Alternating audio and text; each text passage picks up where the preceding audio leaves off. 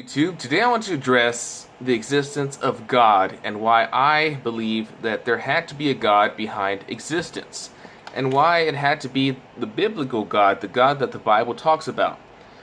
And so there's a lot to talk about here actually, so I'm not going to be able to address everything, but I'll do my best to address the main points, at least some of the main points that I know of, because I'm not all-knowing. So, in the Bible says that the universe, or at least the heavens, came into existence. The Bible explains the heavens to mean either the sky or the heavens space, which means like where the stars are located. In Genesis, it refers to the heavens as the stars and everything that we can see that's out there. And so the Bible says this had a beginning, that nothing existed before God made it to come into existence. And the Bible also says is that these heavens are expanding. That the heavens are expanding. Sound familiar? Well, if it doesn't, then I'd recommend reading into the Big Bang Theory, which tells us that not only did the universe of space-time come into existence, but that it is expanding. And before this expansion, there was no before. Actually, a lot of people say there is no before the Big Bang, and this is because many assume that all that exists is matter, because matter, our perception of time, is based on matter. And so a lot of people say that there was no before the Big Bang because there was no matter, there was no changing matter, and so a lot of people say that the only thing that exists is matter, the material world. But as faithful believers, we believe in a transcendent cause, and that after an eternity of no before, as they say it, the only possible way that the universe could have come into existence is if there was a transcending cause not dependent on the material world. Okay? So, there's only two alternatives, actually. Okay, there was a transcending cause that caused matter and space-time to come into existence, or there was an infinite regression in which one cause led to another cause, led to another cause, and it just keeps on going. There's no end to it. It's like a loophole, I guess you could say, and it just keeps going in circles.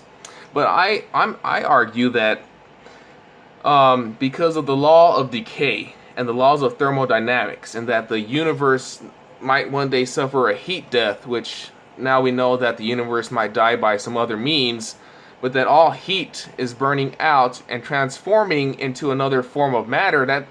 Just because a fire burns out doesn't mean that the matter that it's made out of goes out of existence. It still exists, but it can never be lit up by fire again, because heat goes away.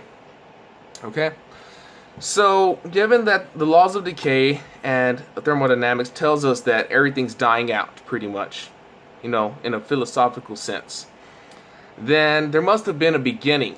Okay? Because if you look at our universe as it is now, you could say it's a relatively young universe because it hasn't died out already. Okay?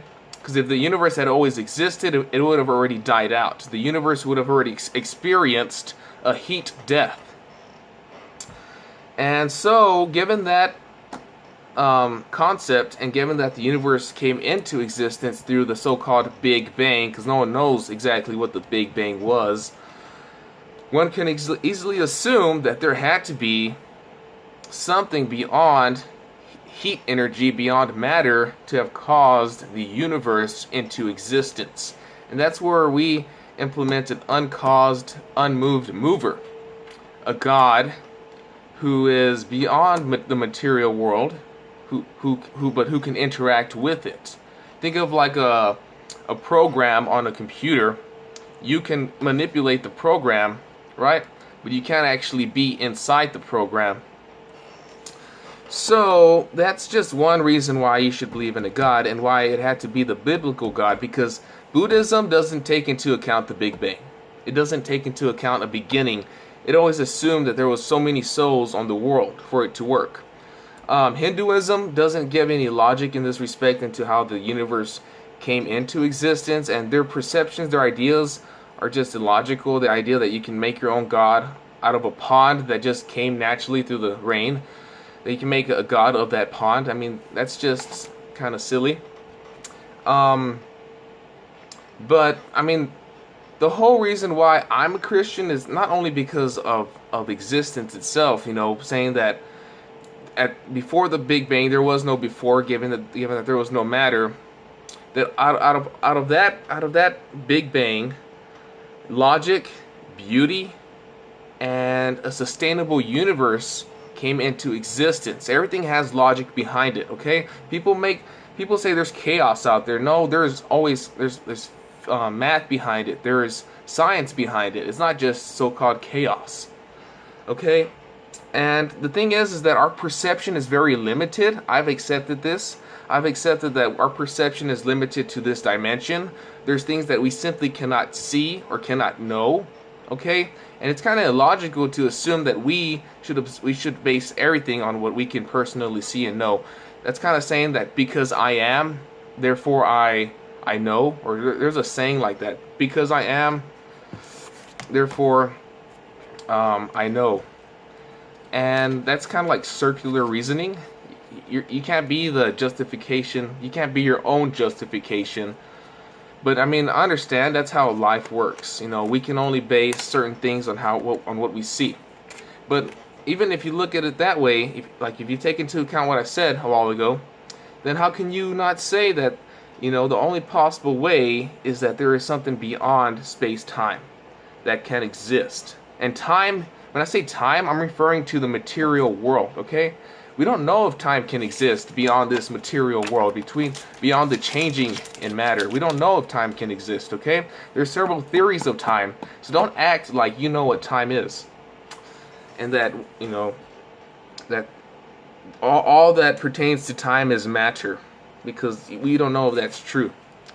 There's a lot of things that we don't know are true, but we accept them because they help us function as a society. And at the same time, I mean, the Bible gives us a sense of objective morals. It gives us a good sense of objective morals. The Ten Commandments, for example. It gives us a sense of purpose. And, I mean, it makes a lot of sense. If you read the Bible, it makes a lot of sense, especially in its context. There are several apologetics who have addressed many of your questions, known as William Lane Craig, John Lennox. There's just several philosophers out there, and I've looked into the philosophy of people from way back when, like Socrates, Aristotle, Machiavelli, and none of their reasoning gives any justification for how the world works, about morality or anything of that nature. It just doesn't, because as human beings, if we assume that there is no purpose to our existence, then the most logical reasoning that we could use or do or implement in our lives is nihilism, which pretty much tells us that we should only do things that benefit us. We do all the good things that benefit us, but we can also do the bad things that benefit us, as long as it doesn't hurt too much to where it will affect us or our livelihood. So, and that's how the world kind of does work without God. I mean, if you look at the world, how it works today, people are doing bad things that we consider bad, like stealing, killing, raping, and all that. And that's just more proof that people have their own perceptions and purposes in life. But when they have an objective purpose, which they cannot deny, then they have to automatically fall in line with that philosophy, which I would claim is the Bible. So, tell me what you think. I know I didn't address everything, you know, and let me just make one point clear. God isn't illogical. God can do that which is logical, which is in his ability to do. For example, since he created space and time, he can do anything that manipulates space and time. Okay? And the Bible does not say that God does that which is illogical. It just doesn't say that.